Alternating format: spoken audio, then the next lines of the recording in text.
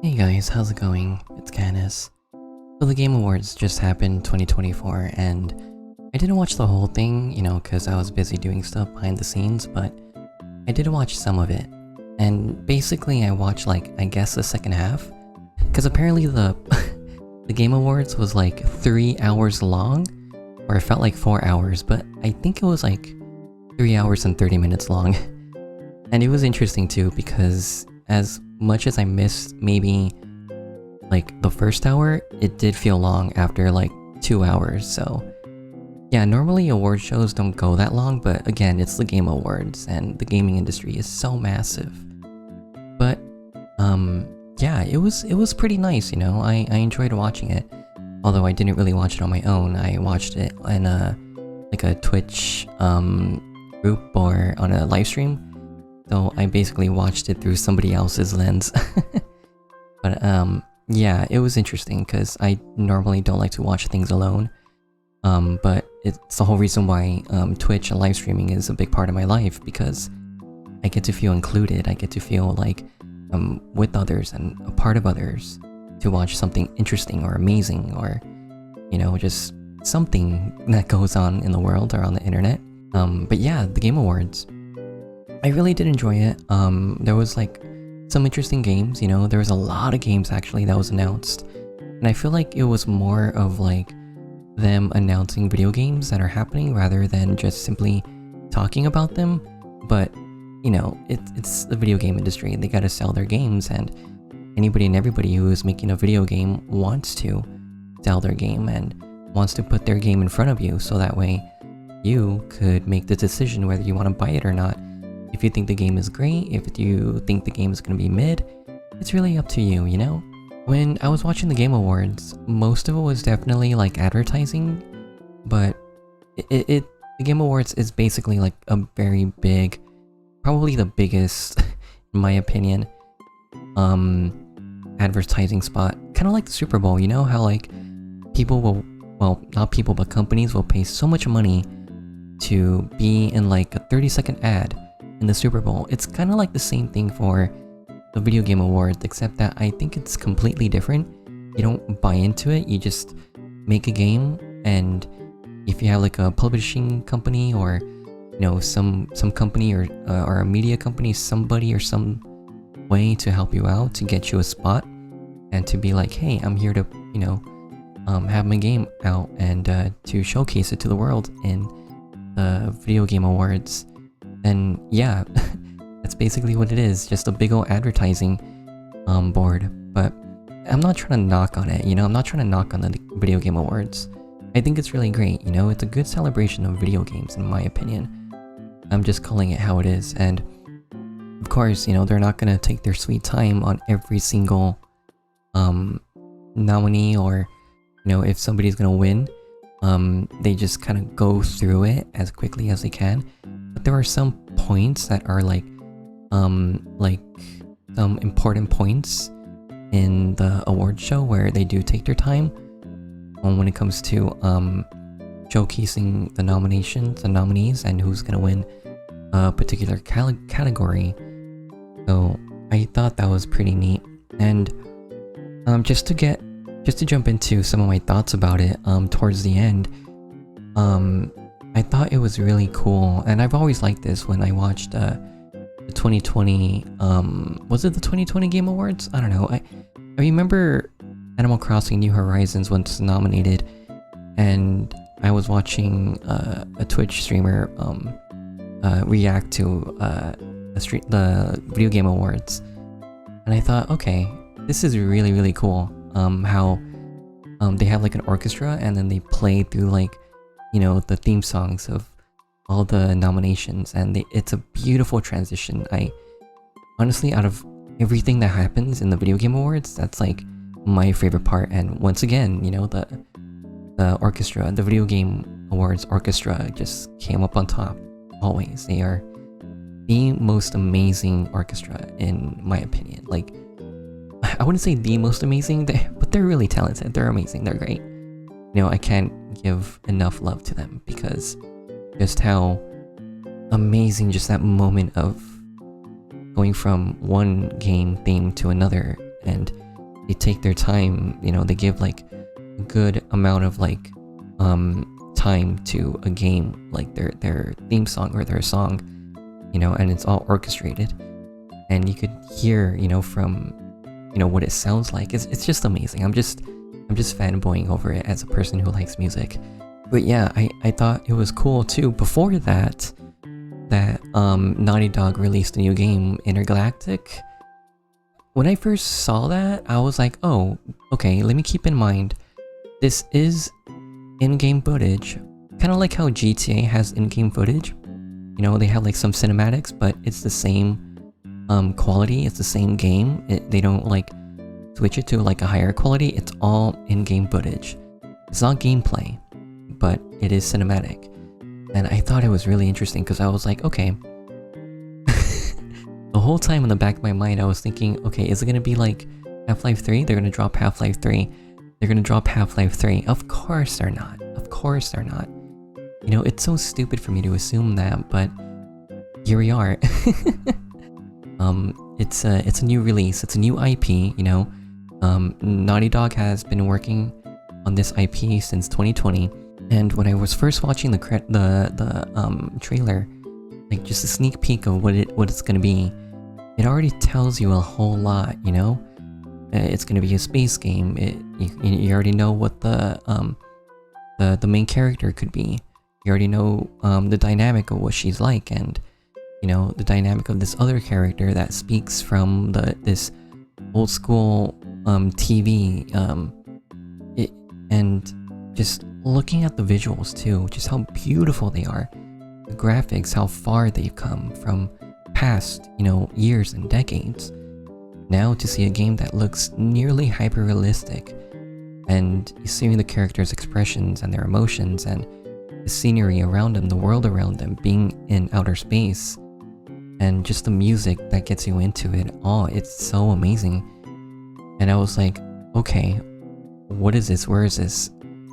And when the whole transition from the very beginning to showing you, you know, the details and the graphics of the character and her surroundings, to, okay, there's something that she wants to do and she wants to go out there and take this mission or something, and transitioning back to outer space, and then it hits you with the title, which I thought was cool, and the music was so great. I was like, okay, this is a game I would love to play. And there's a lot of great games out there that I simply haven't played because, you know, I'm a broke boy. You're a broke boy, just say so. But still, I was like, yeah, I want to play this game. Let's go. No, that's definitely going to be like on my list of games that I wish to play or want to play. I was like, okay, I was on board.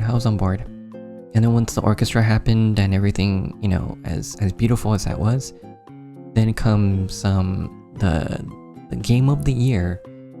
The game of the year, something that everybody has been anticipating. Everybody has been, you know, if you're a gamer or a developer who's worked on games, well, basically everybody's a gamer if you think about it, who's in the gaming industry, except for like the high corpos. But I digress.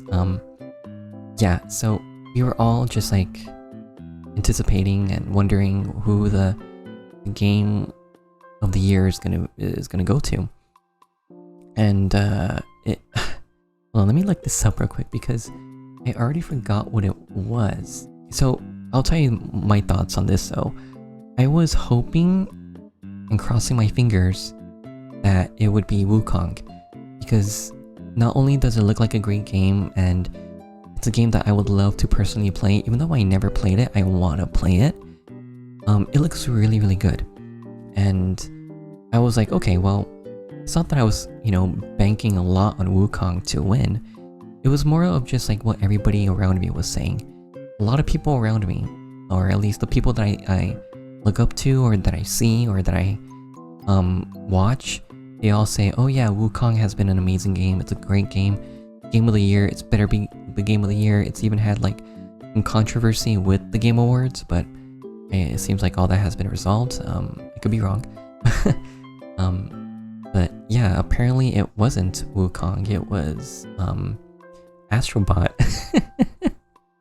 Astrobot. Basically, a multi-billion-dollar corporation, Sony, PlayStation's mascot, Astrobot. And you know, given by what the developer was saying, well, not the developer, but the head guy, the person that was speaking on the podium, or that was speaking on the stage, was talking about, he really did seem like a genuine guy. And, you know, it doesn't really matter too much on who is the game of the year or what game is the game of the year, you know, because at the end of the day, the Game Awards is just a celebration of video games. I remember too, during the awards show, there was this guy, I think it was like an Indian guy, I'm not sure, but he was like, yeah, I want to help as many game developers as I can. He wanted to help as many game developers that he can. So he basically started something like this Indeed or job search kind of program or community or something like that to get developers who were fired from their jobs or let go, let's say, you know, after they finish their game, which is a practice that tends to happen also often in the gaming industry. They get let go, and corporations do not care about your feelings or who you are as a person or what your family is like or your situation, whether it's good or bad. They don't care about you. But this guy cares about people, and he cares about the games, and he cares about the people behind the games. And I thought it was really nice, you know, for him to get all these developers and tell them, hey, you need a job? You need a job in the gaming industry? I got you. So I thought that was really cool to see. But yeah, so it's funny how Astrobot, a mascot of a corporation, well, mascot of PlayStation, which is owned by a corporation, right? Won Game of the Year. But hey, if it's the Game of the Year, it must be a really, really good game, and I don't mind, you know, to give it a try. I don't mind playing it, but I think it's a PlayStation exclusive. Okay, well, we'll see if I even get the chance to play it at all, but I'm open to playing it, and of course I definitely want to play Wukong. So yeah, I mean, people will have their thoughts about the Game Awards, and these are just mine. I noticed that there was like a lot of people on Twitter and in other communities like Asmongold. I was watching both Asmongold and Asanabi on Twitch, and just like, you know, taking a look at their both chats and seeing their reaction and seeing what they both say. And yeah, a lot of people has been saying, oh, this game is woke, it's another trash woke game, it's another DEI game.